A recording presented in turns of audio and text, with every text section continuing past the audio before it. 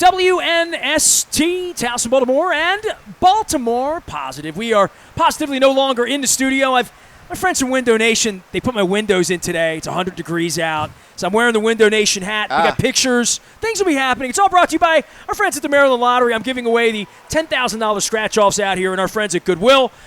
This is the truck. This is not the truck going by. We're out on 140. Did they call this like Westminster Pike? Like, are we at the front of that? I don't know where we are. We're at Full Moon Pub. I've been out here many times. I interviewed Todd Heap over there. But today is going to be fun because we're going to be talking about horse country with horse experts. This guy, for better or worse, taught me everything I've ever known and forgotten about horse racing. You and Charlie Lamb, little bit of Rich Petro, little bit. Clem Florio helped me out a lot. Wow. Notice they're all dead. The experts. Well, you're alive, so you're here. You're going to be here to talk about all of them. I could throw Charlie Ekman and Chris Petro's Thomas. Still alive. Petro is alive. I saw him last Tell year. him I said hello. Ross Peddicord is here. I thought he was dead.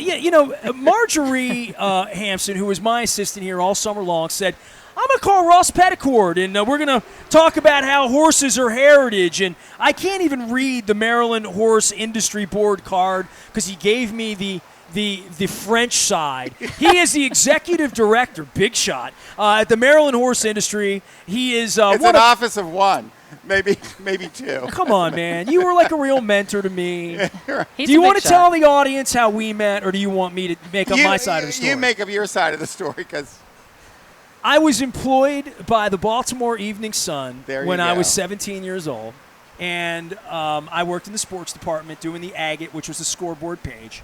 And I had all sorts of responsibilities that I went through last year. I wrote the fishing report for Bill Burton when he was on vacation. Jack Gibbons sent me to women's golf, and I didn't even know anything about golf.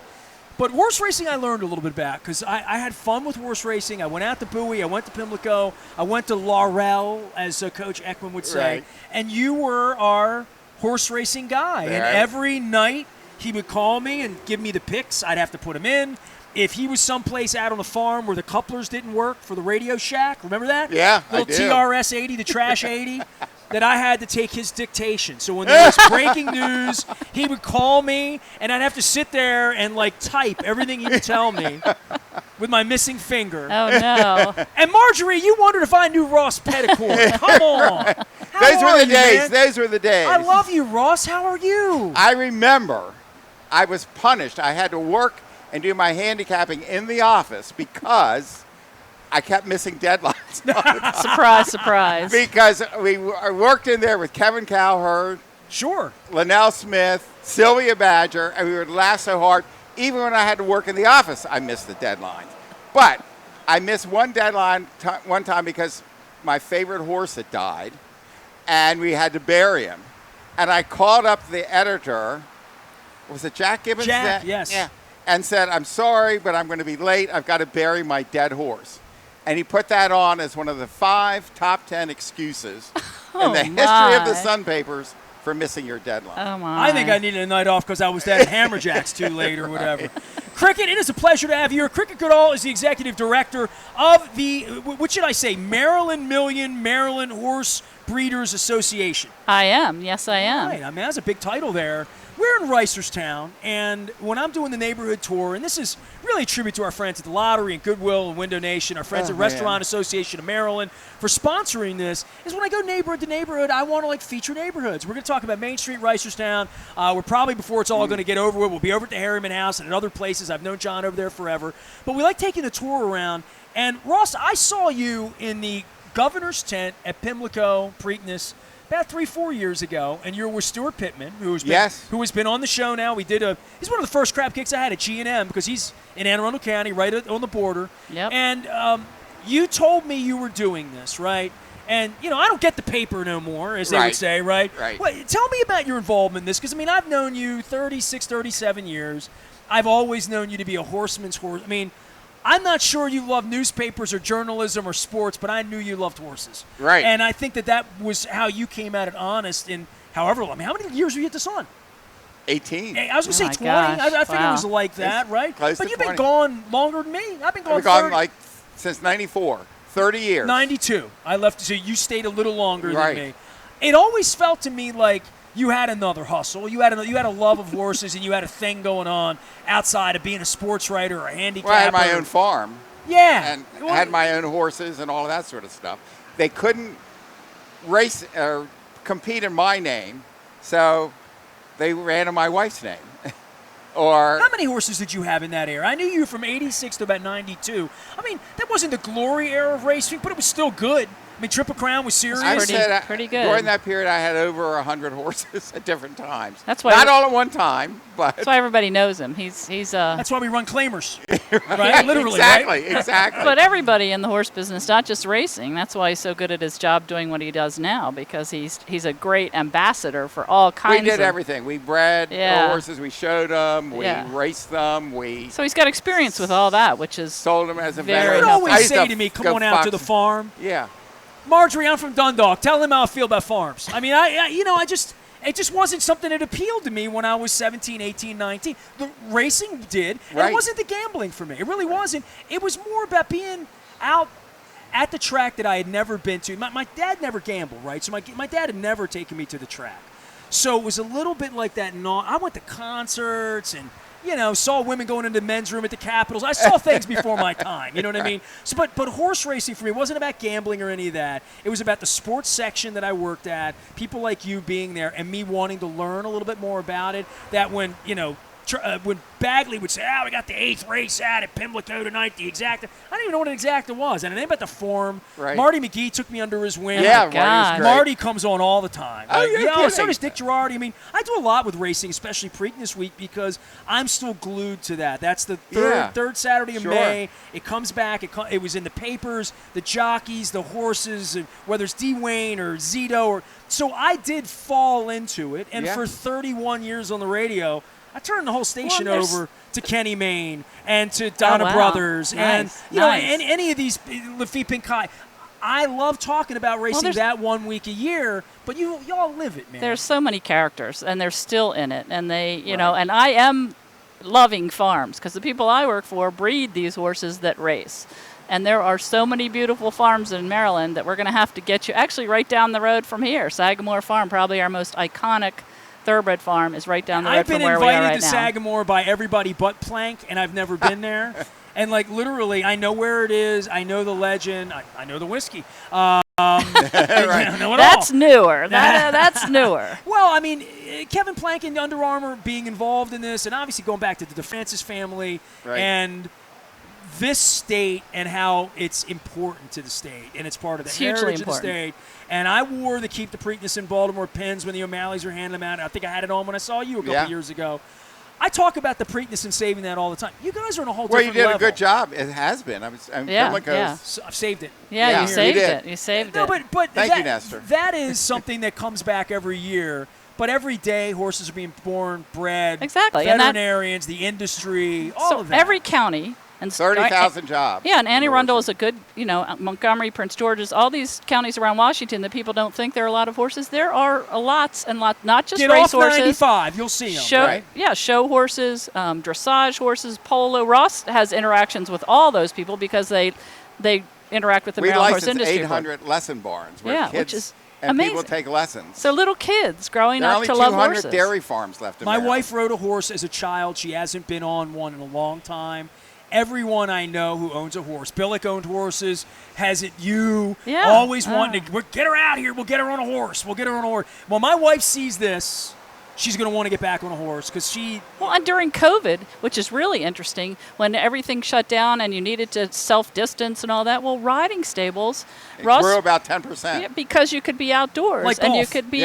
You could be self-distanced. So a lot of kids got Just involved. like the state parks. I mean, they had record attendance during COVID. That's why I did the Crab Cake Tour last year in August because I felt like I had been trapped in my own state. You could eat a crab cake and ride a horse at the same time.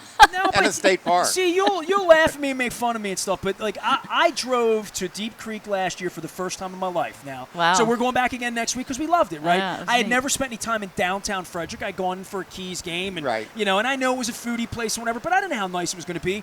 My wife and I were spending Friday night in Frederick. So seeing places around the state, but everywhere we went, as I said to the mayor of Salisbury flippantly last year, sorry, Mayor, I never really stopped in Salisbury. I was on the way to the beach.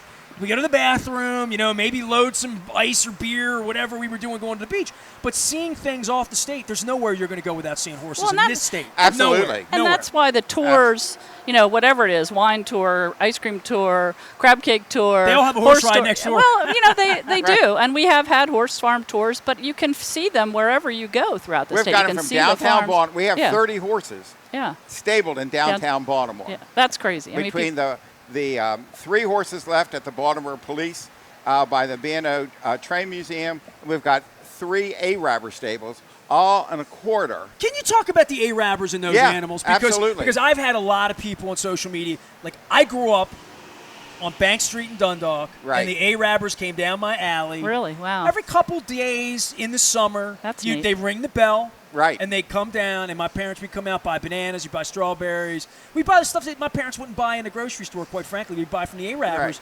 Right. So I love that tradition. There are 3 Arabber stables left. Okay, and tell us about these animals, because there's always concern when I hear the people on the street about the animals. Well, they're horses. The Arabbers do some of this business still, selling the fruit and vegetables. But what they really are little neighborhood horse centers in the middle of Baltimore where kids go and hang out. We have the Carlton Street stable right down by the B&O Train Museum. They've built a riding ring there. They give lessons to kids there to ride there. They learn about horses. We just sent one of the young ladies to blacksmith school out in Oklahoma. Wow. And she got her farrier's degree, and she now can shoe horses. I mean, so that program does them. We have Miss Dorothy. She's about 2 miles up. They're all on that west side of Baltimore and the west side of Martin Luther King. And they go up all the way to the Fremont stable. Everyone loves horses. They It's have such a 15 good horses connection. up there. Yeah, And he it's has carriages. He does funerals. He does weddings. He does pony rides. James Chase. He has a wonderful stable up there. And So my son told me a couple weeks ago. we're working with all of them. A couple weeks ago, my son said there was a carriage ride through the neighborhood that I grew up in. He thought it might have been an Arabber, but it was someone doing like a Princess Day for a child. It's probably James. Yeah. Probably James. He's got like And my daughter-in-law was wildly concerned about the horse, right? I mean, my son and his wife love animals. They were not shaming, but feeling like, what are they doing to that animal? And I keep thinking to myself, whoever's has that animal has to love that animal, or that animal wouldn't be there right now. Yeah, they're going to. My son said they wanted to take water to it. I'm like, go ahead, but like, I would think if you're out with an animal more than a day or two, you'd figure out that taking care of the animal is the only way. James is like a third-generation horseman. He knows how to take care of his horses. I want to get him on the show. Can we do that? Can you my arrange God, that? James is great. I want James on the crab cake tour. Can we there do that? There you go. Marjorie, take a list on that. Marjorie's here. She's over there taking notes. Fixed her hair up. It's 148 degrees out here. James is live on Facebook every day doing something. Let me reset here because I want to get all of the plugs right for you all, okay? Because somebody gave me a card in French. He is the directeur executif. Now, the Maryland Horse Industry Board. Ross has been my friend. As long as I can remember, literally, you feel like family to me. It's so good to see you. I'm sorry we didn't recognize each other. I know I look You're a like little the younger. son I never had, Nestor. Do you want me to let my hair down to show you that I don't listen to you? Cricket Goodall is here. She's the executive director of the Maryland Horse Breeders Association. I want to go back with you. And originally I was going to do a whole hour with you, and then we're going to see. So I just want to find out. What the hell happened to you? You left in '94. What were you doing? I mean, give me. You had a farm, you had horses. How do you go from there to seeing me in a lovely pink seersucker, and I had the same thing with Stuart Pittman, and you're telling me about this, and I'm like, well, that's cool. When I come up to Reisterstown, I want to have you on the show, and here we are. Well, I'll tell you what I did. Okay, what did you do? So, my midlife crisis, I leave the Sun in racing writing, and I thought, what am I going to do? So I decided to go back to school. I had my farm up in Frederick County, not far from Mount St. Mary's University in Emmitsburg. So I decided to go there and get an MBA. In what? Business. Just business. Masters of Business. That's it. Because... Wait till you hear what he did. I had no business. So I get up there. And you're 45. Yeah. Okay. Exactly. All right. Okay. And there are like a half a dozen priests there. They're all horse players. They all used to read my column in the Baltimore Sun. They all knew me as if they'd known me my whole life. I'd never met them before. Okay. Yeah. And Monsignor Klein was the greatest one. He went to the Chambersburg OTB parlor just about every night. He used to be president of the college. Oh, my He was gosh. retired. And he and I became great friends. And they said, you ought to work here. So I became publicity, worked in the PR department. And then they asked me to become a fundraiser, a director. I became director of major gifts and planned giving. I said, I thought Jim Phelan was in charge of that. He is a great asset to the Mounts. Oh, my God. And I got to know Jim and his whole family really well. I said, I'm not Catholic. I don't play golf. I can't even balance my checkbook. How am I going to be a fundraising? They said, you're perfect for the job. And that's what I did for a couple of years. And then they started a campus in Frederick, Where was your farm? Newmarket, Maryland, I between remember Newmarket and Liberty when Town. he would drive into the paper down at 501 North Calvert. Right. It was like a day trip for you. Like, I'm coming in from the farm. Right. Well, That's just because he was running listen, late. So he there wanted was, to.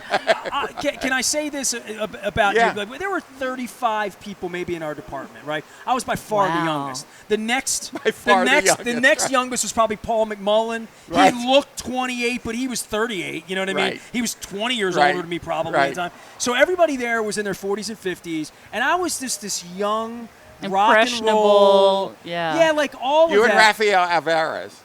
He's You better know- than me, but Right. and I'll tell him Yeah, that to he's- his face. he's- yeah. And Raphael's been on the show. David Simon running around, Right. all that back in the late '80s.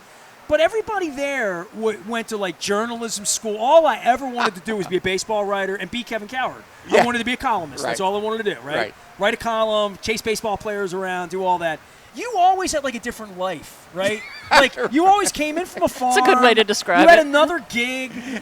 He was moonlighting, as they called it back in the '80s. With Yeah. those I mean, you didn't come to work because your horse died, right? I mean, nobody else had that excuse. Jack didn't deal with that. So Right. the fact that you did something else with your life besides die with a gold watch at the Sun, Right. that my dad wanted me to do in 1992 when I was 23. Right. I thought I was going to die at the Sun with a gold Oh watch my Right. God. in 1992. That's all I ever wanted to do. Right. Literally. And so you went on this other path, and I guess education, you'd say, right? Yes, Working definitely. And then became marketing director of their adult program in Frederick. We built that up from 0 to 800 students. We had a great time there. And then I started a magazine called Maryland Life Magazine. Got back into journalism with two business partners from Frederick. That ran for about 5 or 6 years. I got to travel all over Maryland. I think I knew that about was a great- you. I yeah, think it I was a saw great you magazine. during that period of I time became somewhere. president of the Maryland Tourism Coalition.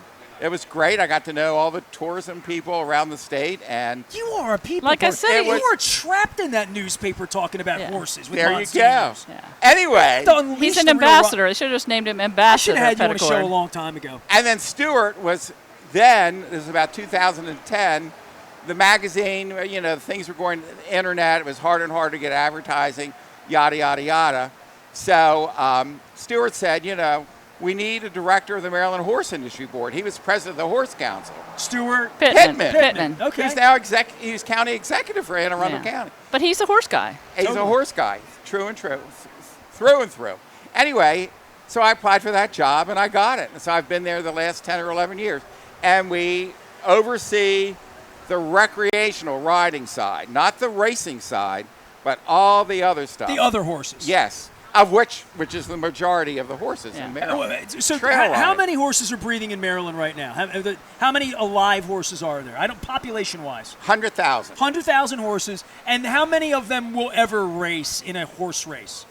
Maybe 10 or 20,000. Okay, so 80% Yeah. of the other Yeah. horses Yes. are the Yeah. horses we see on the side of the road that are beautiful animals that are riding, showing, or And just a lot of living. them Steeple chasing, fox, are fox retired chasing. thoroughbreds. Yeah. After they yeah. finish racing at the track, They go on to other Maryland has all these other sports, and the thoroughbreds are used for all of that. They're used for showing, 3-day eventing, dressage, polo, rodeo. They're even and- thoroughbreds that do barrel racing. And right in this area where we are today, so historic Reisterstown, Glendon, right in the area around Sagamore, they're in a 5-mile loop. You have a horse, Nix Go, a thoroughbred horse who was named the National Horse of the Year. He was of the champion thoroughbred of the world. of the world last year. Nix Go. We have a Modern day cigar. Yes. Oh, Got yeah. it. Okay, Oh, so yeah. I like that. Okay. He made $9 million. And we have the steeplechasing Hall of Fame trainer Jack Fisher, who was installed a year ago, I think, or a little. His farm is right down the road. We've got 15 straight years, leading steeplechase trainer in America. We've got Is that what Springsteen's daughter does? Steeplechase? Is she? She showed Show jumping. jumping. Okay. She's at the Dublin Horse Show this weekend. We hope to get her here to the Washington Horse Show in October. But it's Jessica just, Springsteen. Such a rich culture in all of these pockets in every county. Baltimore County, I just told you about, but you've got them in Harford County. You've got them, in the other counties. Chesapeake City was a breeding. Cecil County, was Poolsville in Montgomery County, Yeah. Davidsonville in All Ann these places I had a crab cake last year. Great. Under the bridge in Chesapeake City, right? Yeah. Seriously. Beautiful. They have a horse parade there at Christmas now. Yeah, which is great. That's really Well, nice. I got real horse people here. Stay another segment. You guys hanging out? Sure. Yep. Ross Peddicord is here. Cricket Goodall is here. They are talking horses. We're at Full Moon Pub and Grill under the management of the Barrett's folks. If you're familiar with Glendon Grill or Barrett's in Hunt Valley, yeah. and Yeah, John's been great. so great to our family. We had Wow. our first crab cake of the tour last year with Harford County executive Barry Glasser. There you go. Nice. Who's more into like the sheep than the horses, but he's a farm guy. He likes horses too. And we had a delicious crab cake. We're going to have a crab cake in the last segment here. John Linderman's going to join us. Ross is going to stay with us. Cricket's going to stay with us. Well, we're going to talk some Main Street Reisterstown and talk about why it's in Reisterstown and all We that. are. And the library, Yeah, we're the getting new there. horse library. Yeah, and See, I got so much to yeah. learn. And Marilyn This is Million. what it I got is. stuff we need to talk about. Sure. Well, then we're going to break. We're going to come back, and we're going to Okay. talk about whatever she wants to talk about. The Maryland Horse Library, celebrating the past, nurturing our future. We're coming back. We're at Full Moon. It's all brought to you by our friends at the Maryland Lottery. We're scratching. We're playing. We got sports wagering happening right now. I talked a lot about Bingo World this week with Doug Lloyd. Also brought to you by, when I wear the visor outside for Window Nation, I don't look like I'm dealing cards. You know what I mean? I wore this with the Mayor Scott downtown, and it was a little shaded, and my eyes looked a little, and it looked like I was going to be dealing, and I don't want to look that way. Goodwill is also our sponsor. Big appreciation of their jobs programs. We had Lisa on a couple weeks ago talking about rock and roll belt buckles and shopping online, as well as our friends at the Restaurant Association of Maryland. Restaurant Week is the 16th to the 25th of September. I'll be talking about it all month. There'll be no food left for me to eat by the time we get there. Crab Cake Tour is alive and well. We're at Full Moon. We're going to have a crab cake out here. We're going to talk some horse racing. The locals, as they say, and make sure when you're coming down that hill of 140, brake a little bit so you can get in here. All right? We don't want anybody getting run over. I'm Nestor. We are WNST AM 1570. Towson, Baltimore. Stay tuned. We got some more with Ross and Cricket.